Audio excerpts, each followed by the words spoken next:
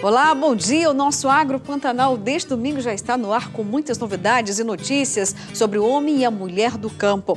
A 55ª edição da Exposição Industrial, Comercial e Agropecuária do Estado de Mato Grosso, a Expo Agro, começou ontem na capital. Promovida pelo Sindicato Rural de Cuiabá, a Feira de Negócios ocupa o Parque de Exposições Senador Jonas Pinheiro, com rodeios, eventos técnicos, produtos e serviços para o produtor rural, expositores, palestrantes, visitantes e também demais pessoas que passarão pelo evento, que segue até o dia 16 de julho com o tema central: Integração, Cidade, Campo e Inovação.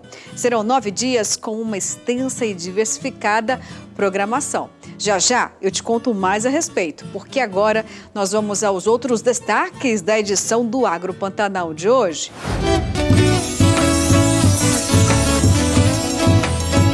Governador Mauro Mendes assina ordem de serviço para a retomada das obras de duplicação da BR-163. A Associação dos Criadores de Suínos de Mato Grosso, a Acresmate, prepara grande evento para o setor, onde vai lançar a rede Suíno Forte. E no quadro Papo com Café teremos uma entrevista especial com Ideia. Vamos falar da suinocultura. E é claro que vamos ter também aquela receita especial, Sabores do Cerrado. Vamos então à nossa primeira reportagem. A 55ª Expo Agro já começou. Serão 9 dias com uma programação diversificada da maior exposição agropecuária de Mato Grosso. Vamos então saber um pouco mais sobre este evento e seus principais atrativos. Confiram comigo. É uma super e renovada edição, com shows nacionais, regionais, rodeio, feira de negócios, palestras técnicas, cavalgada, provas hípicas, vitrine de animais. Integração, campo, cidade e inovação. Serão 9 dias de evento, sendo 7 dias com gratuidade ao público, entrada apenas solidária, com 1 quilo de alimento não perecível. A maior inovação nossa é os 7 dias abertos, porque vai gerar muito emprego, nós temos condições de trazer aqui dentro alguém, o cara do Tribunal de Contas, o deputado federal, o empresário, e trazer o cara que mora na periferia também, que vive salário mínimo. Então ele pode vir, o cara aposentado ele pode vir de ônibus, ter o Parque de Exposição, participar, conhecer o Parque de Exposição, fazer todas as visitações e voltar sem gastar um centavo. A previsão é de grande participação do público, 300 mil pessoas, que terão 120 mil metros quadrados, com mais de 200 expositores, com produtos e serviços para o homem e a mulher do campo e o consumidor final, para quem é da cidade. Grandes oportunidades de negócios. A Expo Agro é o evento de maior número de pessoas, né? Não tem Rondonópolis, Sinópolis, Sorriso, as outras feiras não têm essa popularidade que nós temos aqui na cidade.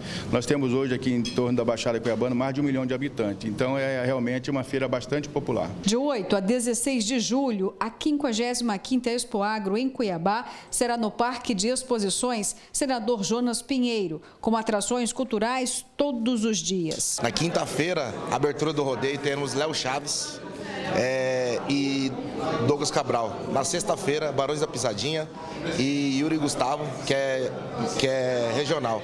E no sábado, Ana Castela e Gustavo Mioto, que vem a primeira vez a boiadeira em Mato Grosso, vem para arrebentar com tudo. Inclui ainda banda gospel. Religiosidade estará em alta. No dia 10 teremos Dedé de Jesus, teremos no dia 10 e no dia 16, que é domingo, vai ser o show de católico. E agora vamos falar sobre o Plano Safra, mais de 435 bilhões de reais. Esse foi o valor anunciado para o Plano Agrícola e Pecuário 2023-2024, para financiar a produção de alimentos. São recursos para pequenos, médios e grandes produtores rurais que contribuem para o desenvolvimento do agro e a segurança alimentar da nossa população. Conheça, então, os principais pontos divulgados pelo governo federal e a posição da CNA. O valor que o Banco do Brasil vai disponibilizar no Plano Safra 2023-2024 é 27% maior do que o anunciado no ano anterior.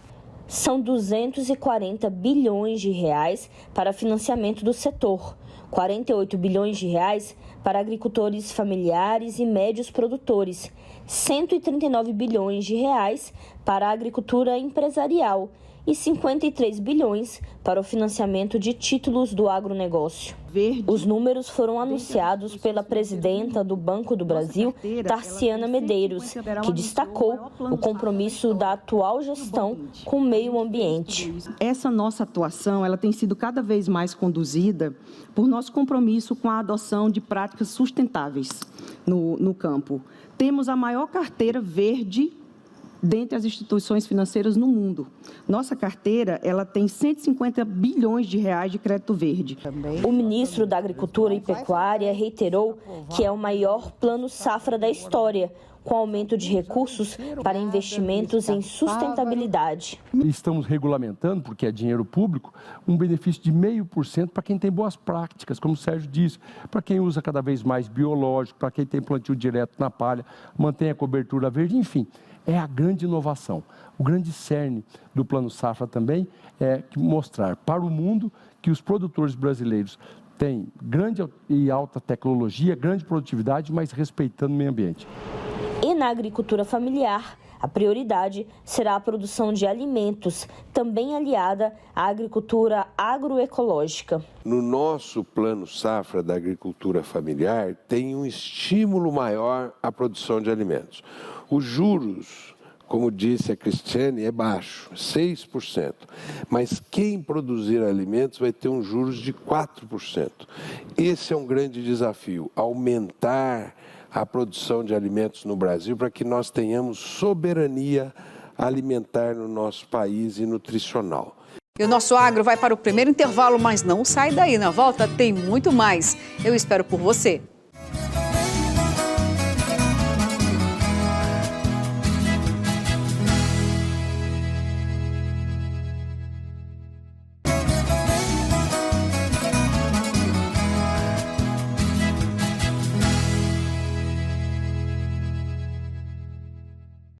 E ainda falando sobre o Plano Safra, mais de 435 bilhões de reais. Esse foi o valor anunciado para o Plano Agrícola e Pecuário 2023-2024 para financiar a produção de alimentos. São recursos para pequenos, médios e grandes produtores rurais que contribuem para o desenvolvimento do agro e também para a segurança alimentar da nossa população.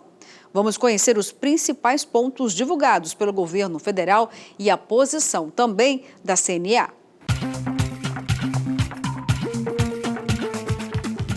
É nessa propriedade de 2 hectares, localizada em Braslândia, no Distrito Federal, que seu Ildemar produz esse limão verdinho e uma variedade de hortaliças.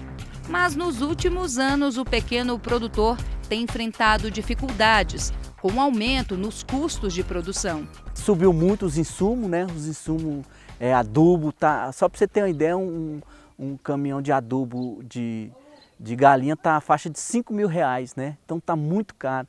Esses adubos químicos aí subiram demais da conta, né? Outra dificuldade que seu Ildemar tem enfrentado é o acesso ao crédito rural.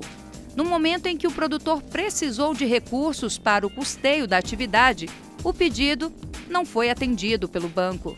Eu tenho um projetinho lá, é coisa básica, um custeio de R$20.000.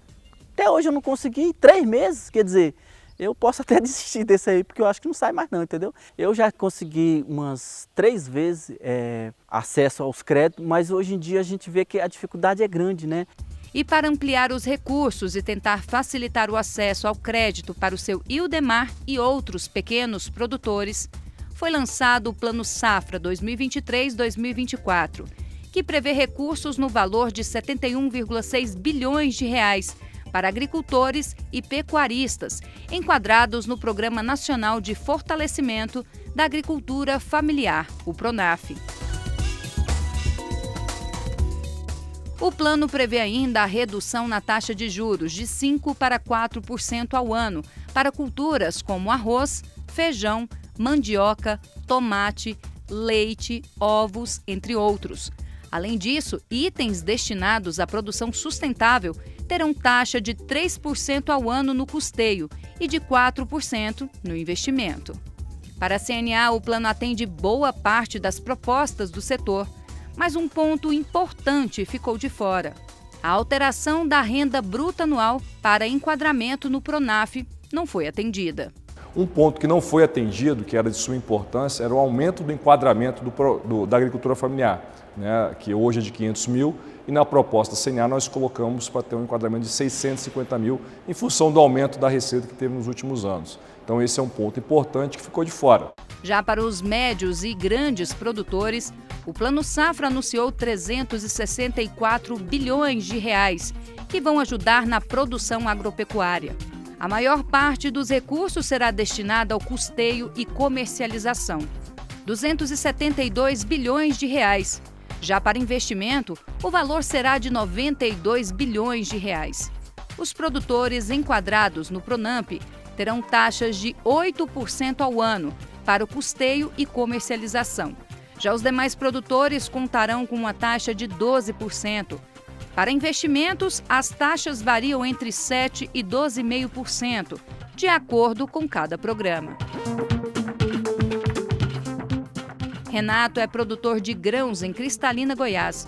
Ele sempre conta com os recursos do Plano Safra para manter a plantação. Para o agricultor, é fundamental que os valores estejam disponíveis na hora certa. Ele foi fundamental para a aquisição dos insumos naquele momento, para que a gente tenha os insumos antes do plantio. Não fica atrás o plantio para plantar dentro da janela. Isso é importantíssimo para o negócio. Nós tivemos boas experiências com esse acesso desse crédito rural do recurso controlado para o custeio. Nós já usamos o produto, o Plano Safra aí, em todas as suas etapas, Moderfrota nos investimentos, o custeio da safra aí na boca da safra, que a gente precisa para comprar os insumos. Para a CNA, o grande desafio agora é garantir que os recursos estejam disponíveis no momento certo e durante toda a safra para o produtor. O produtor precisa receber esse recurso, ir no banco, fazer o seu financiamento para comprar seu insumo, a sua semente, o seu defensivo e efetivamente realizar o seu plantio. Então, portanto, esse recurso, ele estando ali disponibilizado no momento adequado, é extremamente importante. E esse é um papel que nós vamos fazer, a CNA, as federações, os sindicatos rurais, nós vamos estar acompanhando a liberação desse crédito para que o produtor possa fazer aquilo que ele sabe muito bem, que é plantar e colher, e se Deus quiser, e ajudar mais uma super safra para o Brasil. E agora chegou a hora do nosso quadro Mito ou Verdade deste domingo. Vamos então à pergunta desse domingão. Suco de beterraba cura anemia? Pois é, viu? Fica pensando aí, já já eu respondo para você, porque agora o nosso próximo assunto é capacitação no mercado de trabalho agrícola.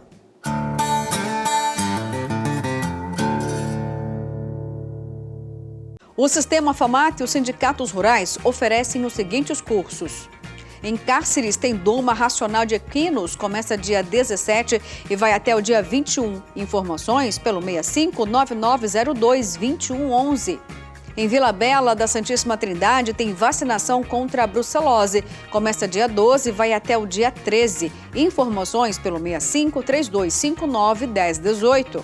Em Poconé tem inseminação artificial em bovinos. Começa dia 24 e vai até o dia 28. Informações pelo 65-3345-1208. Em Cuiabá tem produção de derivados do leite e queijos. Começa dia 17 e vai até o dia 21. Informações pelo 65-3623-0554. Em Tesouro tem oportunidades de negócios e economia criativa no turismo rural.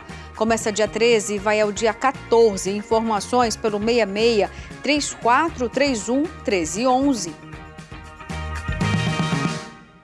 E agora vamos para mais um intervalo, mas é rapidinho, hein? Não sai daí que eu já estou de volta.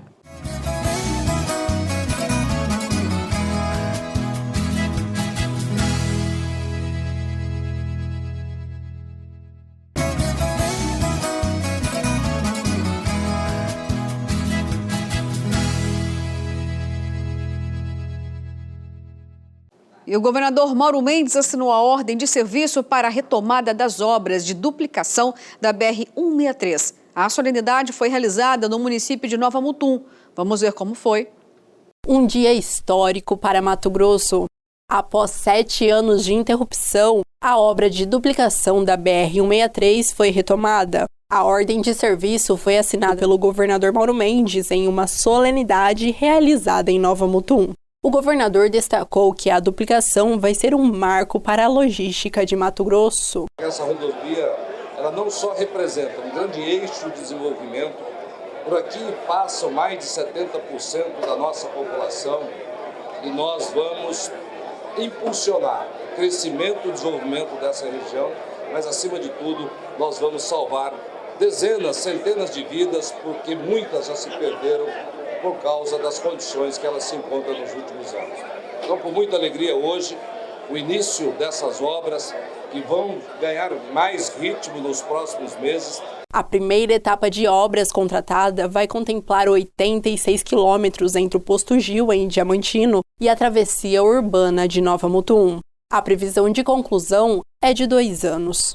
Além da duplicação, o projeto contempla a construção de pontes e viadutos e a recuperação estrutural completa da pista antiga, e investimentos de aproximadamente 620 milhões de reais. Mais uma etapa, né? A primeira etapa foi ter conseguido resolver a questão da concessionária, trazer o governo do estado, para o MDPAR ser o principal acionista da Nova Rota Oeste, e agora o início das obras, que é que a população esperava, transformar aquelas expectativas em realidade. E hoje é um dia histórico por isso. A duplicação da BR-163 vai transformar em realidade um sonho antigo de milhares de matogrossenses que trafegam na rodovia. Eu acho que foi um trabalho difícil para o governador, por você assumir uma obra federal numa esfera estadual. É muito difícil, a negociação deve ter sido intensa e com bastante dedicação. É um desafio para o Mauro Mendes, ele está de parabéns. Nós sofremos diariamente, na pele, esse problema da duplicação e a forma como o governo do estado encampou e está resolvendo esse problema definitivamente para nós traz uma esperança e a certeza de que isso será realizado. E a Associação dos Criadores de Suínos de Mato Grosso, a Crismate, prepara um grande evento para o setor, onde vai lançar a rede Suíno Forte MT, uma ferramenta que promete aumentar a competitividade da suinocultura. Os detalhes na reportagem de Oliveira Júnior. Mato Grosso perdeu mercado nos últimos anos. De quinto, passou para sexto produtor de carne suína no país, apesar do Brasil ser o quinto maior produtor do mundo. Por outro lado, 25% da produção local é consumida aqui mesmo. O restante é exportado para países do continente asiático como China e Hong Kong. Mas a alta nos custos de produção e o excedente do produto no mercado fizeram o preço despencar nos últimos meses. Segundo a Crismate, nos últimos anos, o estado perdeu cerca de 20 mil matrizes, algo em torno de 600 animais para abate. E muitos pequenos produtores simplesmente abandonaram o negócio. Sobreviveram apenas os grandes abatedouros. Por isso, a Associação de Criadores decidiu promover um seminário no próximo dia 14 para debater o setor. Entre os principais temas está a medida ministerial que exige a comunicação do uso de antibióticos na ração animal. Tem uma nova legislação, ela é bastante exigente no que tange as questões, principalmente do uso de antibióticos nas rações, né? Vai ter que ter, inclusive, investimentos em relação a isso. O produtor, a partir desse momento, vai ter que começar também a está guardando as suas notas, essa coisa, comunicando o Ministério da Agricultura, comunicando, inclusive, talvez o INDEA, e estar também ciente que ele vai ter que ter um documento da própria veterinária para que ele possa comprovar todas essas questões da sua fábrica de rações. O diretor executivo da Crismate também detalhou o lançamento da rede Suíno Forte MT, que visa melhorar as condições dos produtores e evitar que eles tenham mais prejuízos. A rede Suíno Forte nada mais é do que uma organização, né? Nós chamamos enquanto associação todos os produtores, continuam convidados. Nós já temos praticamente 20 produtores fazendo parte da rede, num volume mais ou menos em torno de 40 mil matrizes, é um número considerável, para não só um pool de compras para comprar junto, mas outras oportunidades como vender animais junto, uma fábrica de ração, importação. E no dia 14 nós estamos fazendo o lançamento, depois de 2 anos de consultoria, 2 anos da Rede Suíno Forte. Convidamos a todos, não só produtores, como pessoas interessadas do setor. E agora vamos para o nosso giro de notícias do agronegócio. Foi publicada a Portaria 828, que submete à consulta pública, pelo prazo de 45 dias, a minuta de portaria que aprova os novos procedimentos e requisitos a serem cumpridos para a certificação de granjas de produtores suínos e para autorização de funcionamento de estabelecimento de alojamento temporário de suínos, no âmbito do Programa Nacional de Sanidade dos Suídeos. A nova norma revogará a Instrução Normativa 19 de 2002. A proposta de revisão das diretrizes visa, sobretudo, adequar os procedimentos à atual situação epidemiológica nacional e internacional com relação às doenças de maior impacto na suinocultura. Além disso, os requisitos para a certificação foram reavaliados no intuito de estabelecer critérios mais bem definidos e atualizados, com base em evidências científicas e epidemiológicas, com vistas à padronização de procedimentos de certificação e objetividade na verificação do seu cumprimento. A nova portaria vai disciplinar ainda os procedimentos e requisitos para obtenção de autorização de funcionamento de estabelecimento de alojamento temporário de suínos e o trânsito de reprodutores também. Uma colaboração entre o Instituto Federal do Sertão Pernambucano, a Universidade Federal da Bahia e a Embrapa resultou em uma pesquisa que descobriu que o suco de uva integral, elaborado a partir de variedades híbridas criadas pela Embrapa, é extremamente rico de compostos fenólicos bioacessíveis. Essas substâncias, que têm a capacidade de serem absorvidas pelo organismo após a digestão, são conhecidas também como fitoquímicos ou nutracêuticos. A pesquisa identificou e quantificou 24 desses compostos, dos quais 11 se revelaram bioacessíveis. Esta descoberta foi feita segundo o protocolo Infogest, que simula a passagem desses compostos pela barreira intestinal, proporcionando uma visão mais precisa de como esses nutrientes interagem com o nosso organismo. O suco da uva, Carmen se destacou por apresentar o maior teor de fenólicos bioacessíveis, indicando que fatores como a variedade da fruta devem ser mais explorados em estudos sobre alimentos funcionais. De acordo com os pesquisadores, os resultados apontaram que cada variedade de uva avaliada é uma matriz complexa e única. Os compostos fenólicos mais bioacessíveis foram a catequina, a proceadinina B2 e o ácido gálico, todos com bioacessibilidade superior a 100%. A pesquisa também sugere que a bioacessibilidade desses fitoquímicos está relacionada à variedade da uva e aos teores de açúcares e ácidos orgânicos da matriz, evidenciando que fatores como a escolha da variedade e grau de maturação da uva devem ser considerados pela indústria processadora de sucos. E agora o nosso agro vai para o intervalo, é rapidinho, daqui a pouco estou de volta, tem entrevista especial, vamos falar da suinocultura.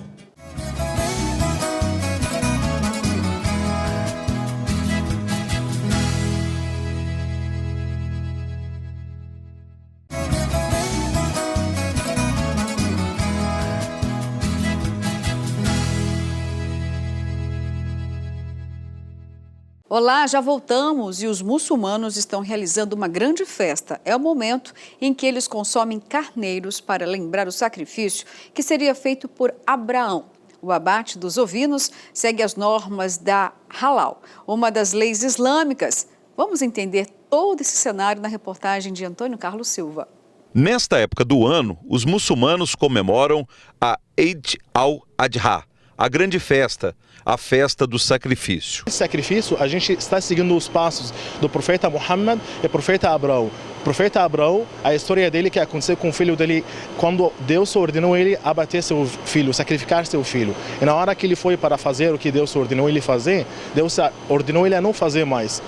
E por isso a gente tem essa festa, que é a festa do sacrifício, ou a festa grande. Nesta quinta-feira, 10 carneiros escolhidos por muçulmanos de Cuiabá foram abatidos em Várzea Grande, no único frigorífico certificado em Mato Grosso, no abate de ovinos. É um negócio que no fim fica caro e as pessoas compram pouco e não dá para vender mais barato, tem que ser assim. Mas eu estou fazendo um esforço e a gente está atendendo bem aí a população que gosta de comer carneiro, né? Nós, como serviço de inspeção, estamos sempre dispostos a fazer esse exame, né? Além disso, a gente acompanha o abate do começo ao fim. Até o antemortem, que é realizado antes do abate, na qual a gente verifica as horas de jejum e tudo mais. Os carneiros foram abatidos conforme o islamismo, sem aplicação de choque elétrico antes da degola. Esta conduta segue o halal, comportamento autorizado pela lei islâmica. O termo halal, literalmente, na língua árabe, linguística, significa lícito, algo lícito. Mas quando falamos hoje em dia, por exemplo, na questão da alimentação, a palavra halal significa um termo de qualidade, sabe? Normas de qualidade, algumas normas de qualidade que a gente tem que considerar na hora de abate ou geralmente em nossas alimentações. Uma das normas da qualidade islâmica, né? Que um animal não pode ser sacrificado na frente do outro animal, não pode matar um animal na presença do outro. Tem que ter uma separação entre os dois animais. Também uma das normas que não pode aumentar a adrenalina no corpo do animal na hora de abate. Tem que deixar ele relaxado, tem que deixar ele não sabendo que ele vai ser sacrificado ou vai ser degolado. O Brasil é o maior exportador mundial de comida halal. Em 2019, 450 empresas brasileiras certificadas arrecadaram 16 bilhões e 200 milhões de dólares com vendas externas de comida halal. Os 10 carneiros abatidos em Várzea Grande, sob encomenda dos muçulmanos, serão consumidos conforme a tradição islâmica. Cada muçulmano que ofereceu esse sacrifício, ele vai dividir o animal em 3 partes, certo? Uma parte para consumo dele e sua família, uma parte para presentes, vai presentear seus amigos, seus colegas, por exemplo, e um terço para os pobres. Então tem que ser dividido em 3 terços. E o rebanho suíno de Mato Grosso permanece livre da peste suína clássica, segundo aponta o mapeamento de vigilância ativa realizada pelos médicos veterinários do Instituto de Defesa Agropecuária aqui de Mato Grosso, INDEA. Pelo trabalho realizado em 101 municípios nos meses de abril e maio, foi possível confirmar a ausência da doença altamente infecciosa, que não oferece riscos aos humanos, mas é mortal aos suínos, principalmente os domésticos. Para falar sobre esse assunto aqui no nosso Papo com Café de hoje, eu vou conversar com Daniela Schettino, que é médica veterinária responsável pelo Programa Estadual de Sanidade Suína, também do INDEA.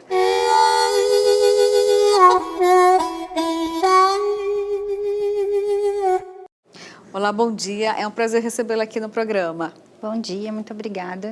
Olha, como eu já disse aqui, pelo menos foi um trabalho exaustivo, digamos assim, uma grande operação. Tem, então, toda essa equipe realmente preparada e em volume ideal para atender o estado de Mato Grosso, a ponto de trazer todos esses dados, esses elementos importantíssimos? Sim, de fato é um programa assim, quando a gente começa com essa atividade de vigilância sorológica, ela envolve muito esforço mesmo, né? Os colegas vão a campo, os médicos veterinários, juntamente com os agentes, fazem umas equipes, né? E a gente segue um protocolo, um cronograma que é feito pelo Ministério da Agricultura para os municípios que serão mostrados a cada ciclo. A gente está no 2º ciclo.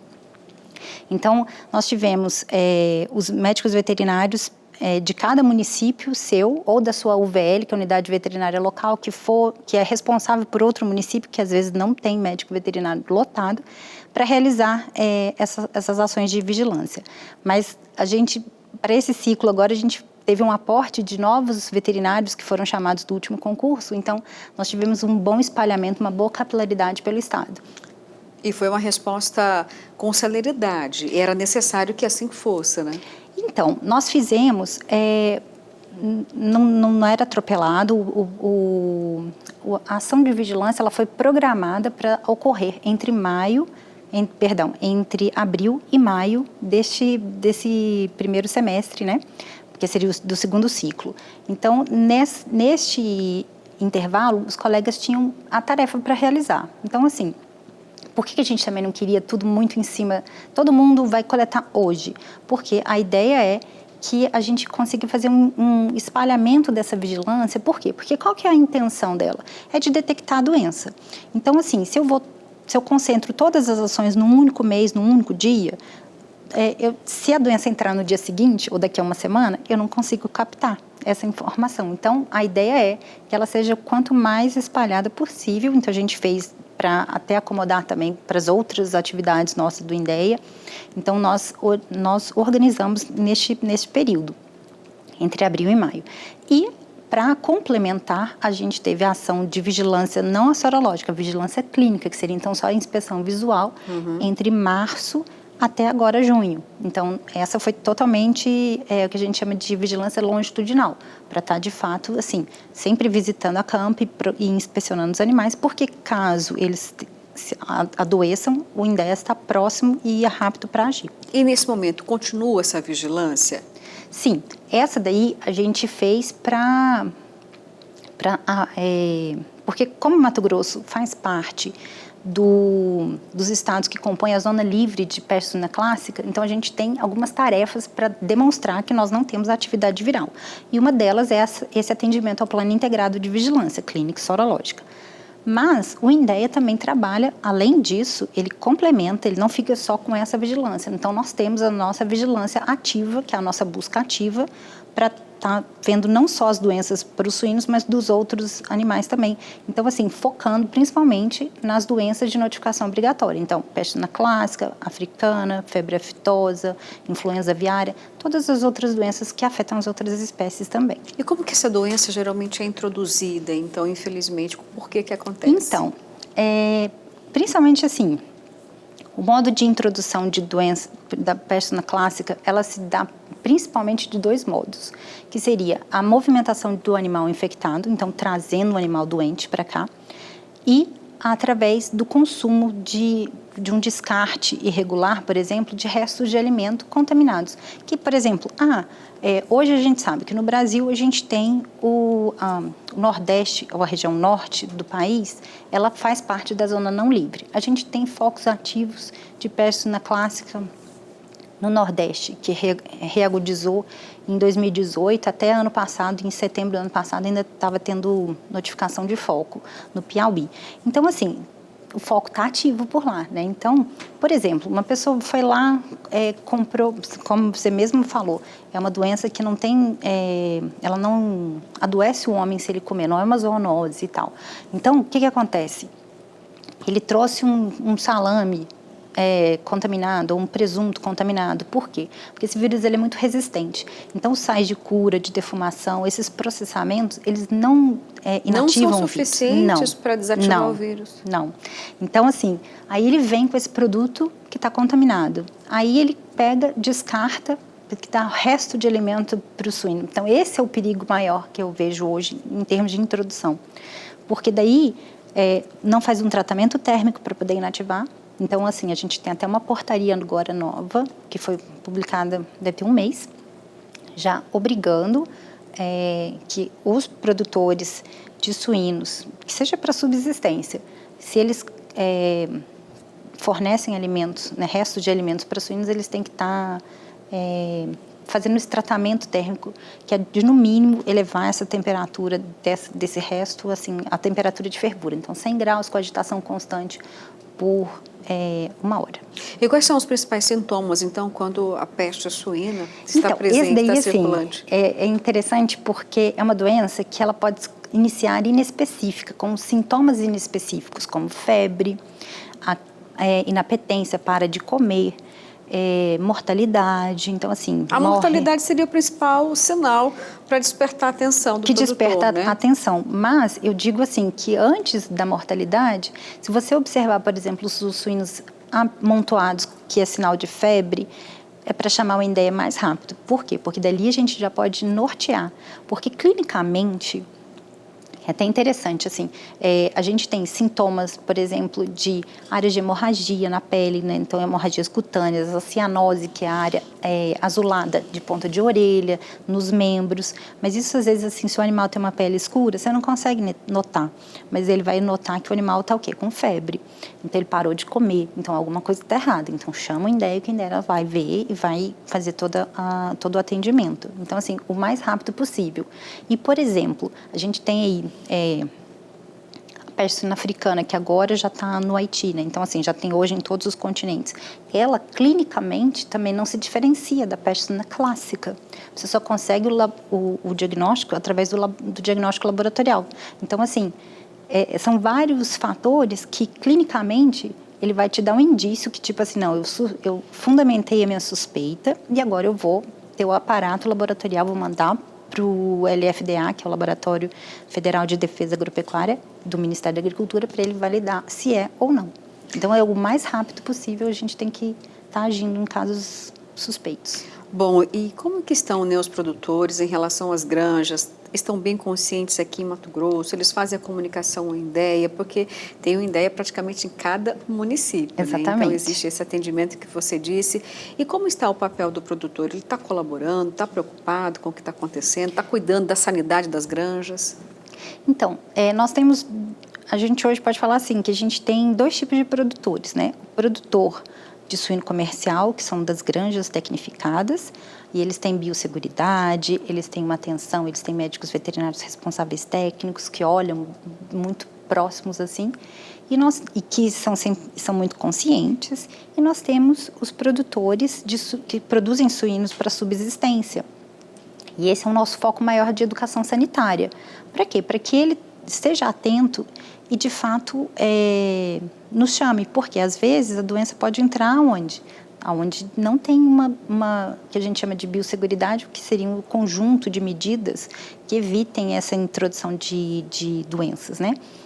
Como limpeza, higiene e tomar cuidado, assim, eu vou introduzir algum fonte, algum material para dentro da unidade, dentro daquela granja que os animais vão estar em contato, então eu vou desinfetar. Então, isso não acontece nas propriedades não tecnificadas. Então, assim, é um trabalho, assim, árduo. Os produtores, eles chamam o INDEA. Isso é muito bom, porque a gente tem, assim... esse canal aberto. Esse canal aberto, a gente tem uma boa comunicação. E essa capilaridade de estar presente em vários municípios, isso ajuda bastante, né? Mas, assim, tem que estar sempre atento. É o trabalho de sempre não só ser o fiscalizador, né? O colega veterinário, quando está a campo, ele orienta também. E ele vê e está sempre trazendo o produtor para estar como um parceiro mesmo. Até porque é grande o número de produtores que tem lá, né? Uma granjinha para subsistência, né? Então, de fato, traz uma certa preocupação. Fica sempre em alerta. Exatamente. E, assim, principalmente, assim, ter atenção a não ficar dando o resto de comida sem esse tratamento térmico, porque ele vai evitar não só essas doenças de notificação obrigatória que a gente está falando aqui, mas também doenças da produção, que por exemplo, assim, uma salmonelose, mas assim, são doenças que acabam debilitando o animal, ou ele vai demorar a engordar, ou ele vai morrer mesmo, e que assim, mesmo que seja por uma subsistência, ele investe um capital ali naquele animal. Mas a maioria dá restos de alimentos, não a ração, mesmo os pequenos? Isso é quase que cultural. Então, a gente agora tem que ser assim, uma mudança de chave. Falar assim, gente, vamos começar a criar diferente. Porque a minha preocupação será que esse pequeno produtor vai fazer? Porque quando você fala da questão térmica, tem que aquecer esse alimento. Mas isso não é difícil. Aquecer e já fornecer, então. Porque não adianta aquecer e deixar esfriar, né? Não, você não fornece quente. Você vai pegar, você vai ferver, como se você fizesse você vai ferver uma água. Então, você ferve. Daí, você não toma aquela água fervendo. Você espera, porque o que teria ali por exemplo, um suposto material infectante, um vírus ali, você inativa, porque ele é um complexo, assim, o binômio, tem que ter os dois, tempo e temperatura. Não adianta você só ferver e desligar. Tem que ferver e cozinhar. Então, e não precisa, assim, de equipamentos só o fogo. Sofisticados e tal. Pode ser um latão, um tacho lá, tipo assim, que tenha um fogo atingiu a temperatura e consegue manter essa temperatura pelo período e mexe com agitação constante para que toda a massa tenha a mesma temperatura de inativação, não tem risco. O problema é pegar esse resto de alimento que pode vir com vírus, algum e não produto cárneo, suíno infectado e não ser inativado. Bom, então a gente nesse momento pode ter a tranquilidade que a suinocultura em Mato Grosso está bem, de saúde, está com sanidade. Sim, está tudo rodando certinho, 100%. Tá ótimo, querida. Muito obrigada pela sua participação aqui no Agro. Eu que agradeço. Obrigada. Bom, e agora a gente vai para aquela receita tentadora, Sabores do Cerrado aí para você.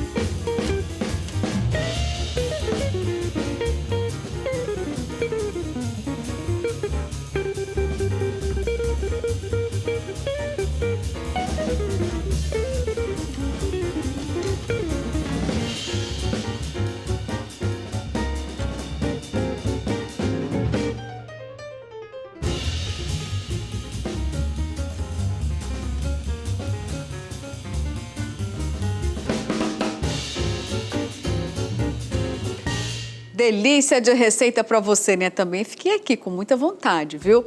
Mas agora a gente vai para a resposta do quadro Mito ou Verdade. Você lembra ainda qual era a pergunta? Vamos lá então, hein? Suco de laranja com beterraba cura anemia? É mito, gente. A beterraba contém uma pequena quantidade de ferro que não é bem absorvida pelo organismo, mesmo na presença do suco de laranja, que é rico em vitamina C, que melhora a absorção do ferro. Então já fica atento, né? Se tiver com anemia, precisa buscar atendimento médico, fazer um tratamento direitinho, melhorar a alimentação como um todo. Não basta, então, suco de laranja com beterraba. E assim termina nosso Agro Pantanal deste domingo. Muito obrigada, viu, pela sua companhia. Fique com Deus e até domingo que vem.